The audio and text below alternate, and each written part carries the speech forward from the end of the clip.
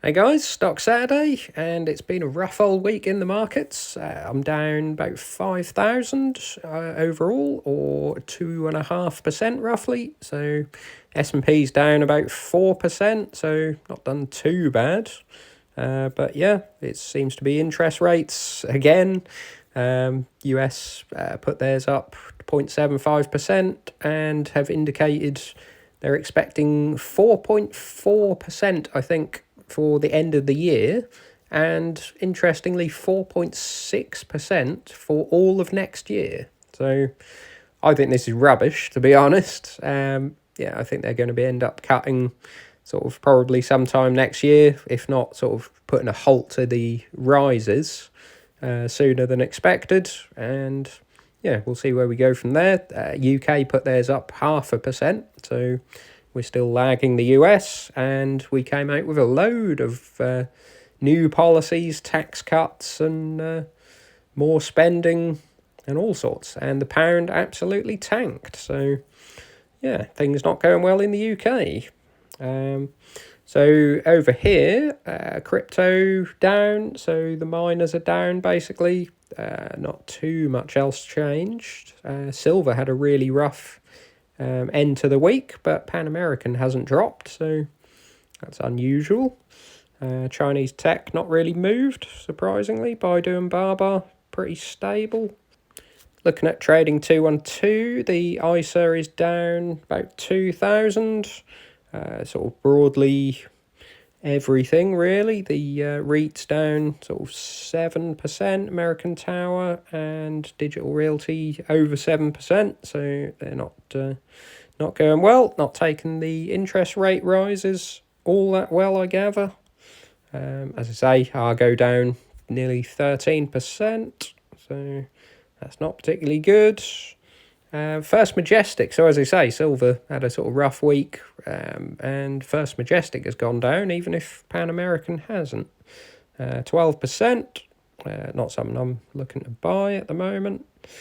ARC down 4%, pretty good really, considering everything else. Stag 4.4, it's normally a little bit more stable than the others, but is certainly red. Sylvania 7%, but I mean on the month still looks really good. It's holding up that rise, so not too bad from them. The Tritaxes though, wondering whether this is the sort of UK policies, because the bulk of it did happen sort of on Friday. So yeah, 15% down on the week, and Eurobox 15% as well. So yeah, Vici down 7% as well. They don't often drop quite that much. But the 3X Nasdaq is up 11.6% now, and partly because of the FX impact, the stock hasn't actually gone all that well. But I am in the green on the 3X short now, so this was sort of a place to hold my cash, because I didn't really want to just hold cash. I thought I would hedge a little against the market, and yeah, even though it's partly just because the pound has gone down, I am sort of considering selling that and putting it into the Tritaxes maybe.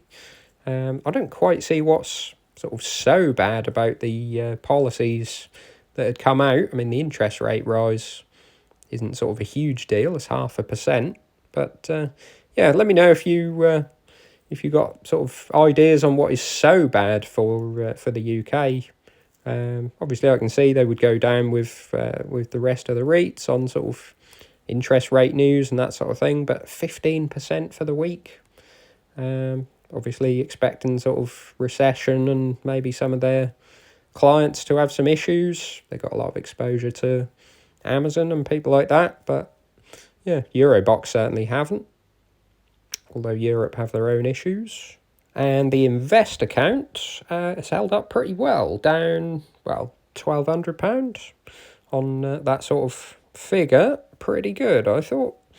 Alphabet down 4%, under the $100 now, or sort of $2,000 before the stock split.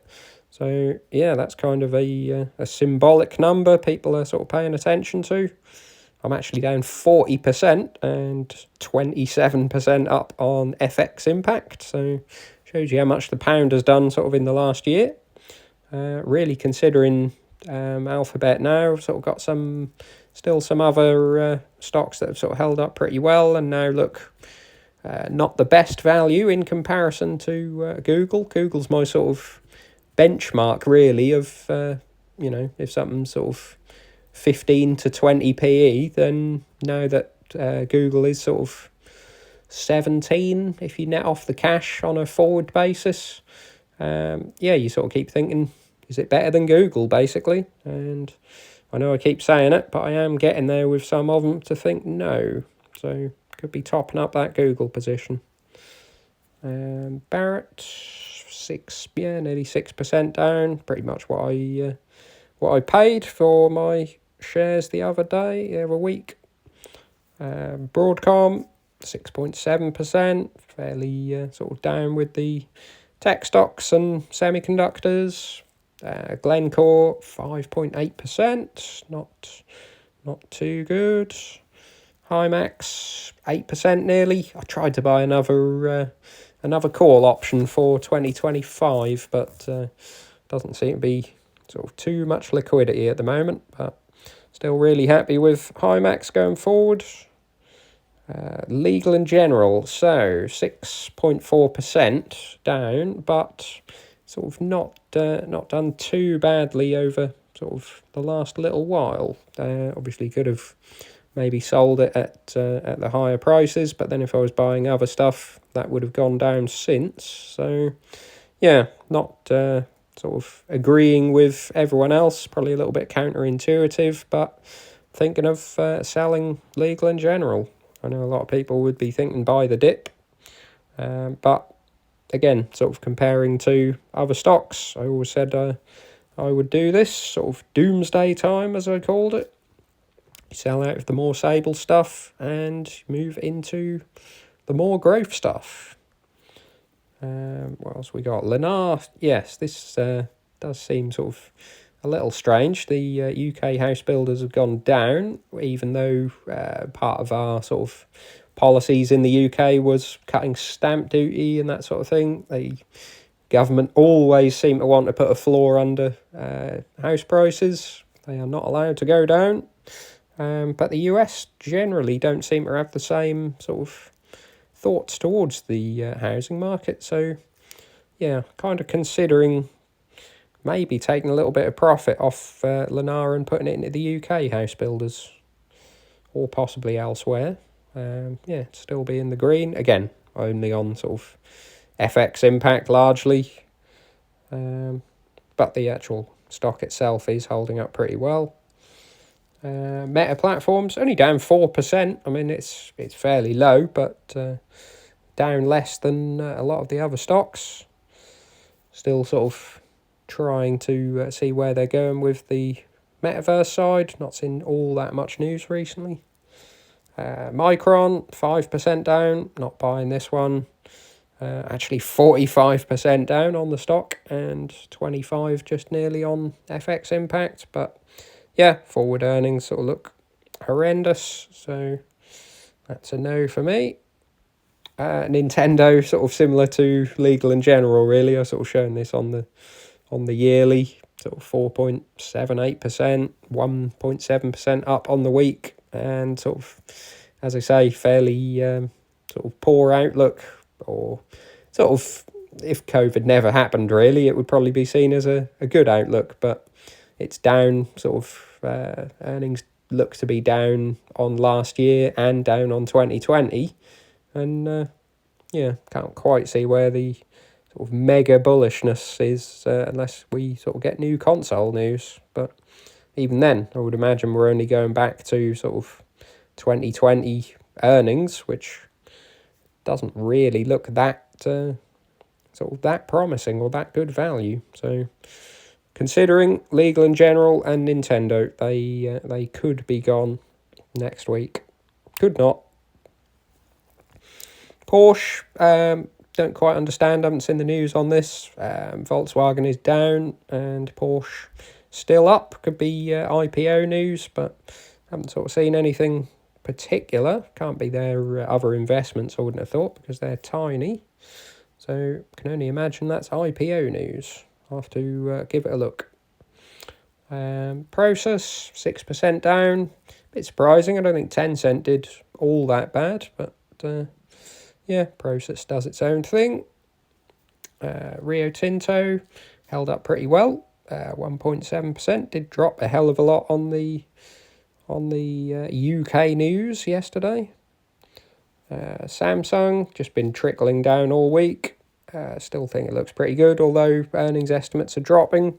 Have to sort of remember their non-semiconductor side obviously is very large. Consumer electronics sort of dropping, maybe sort of less phones and less sort of appliances and TVs and that sort of thing. Just the more general stuff.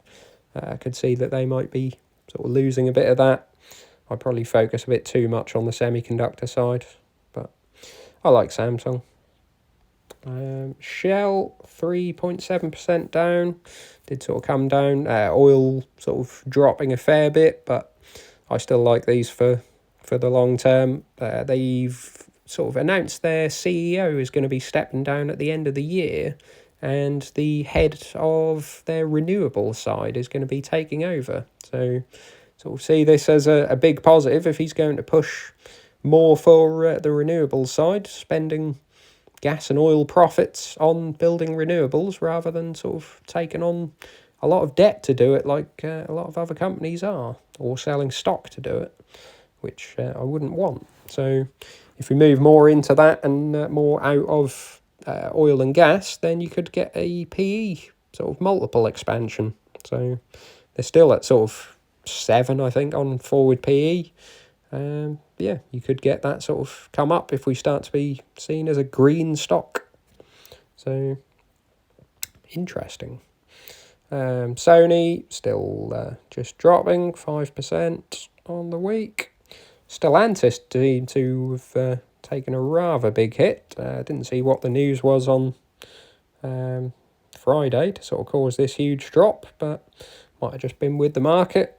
But 10% on the week. So that's not looking too good.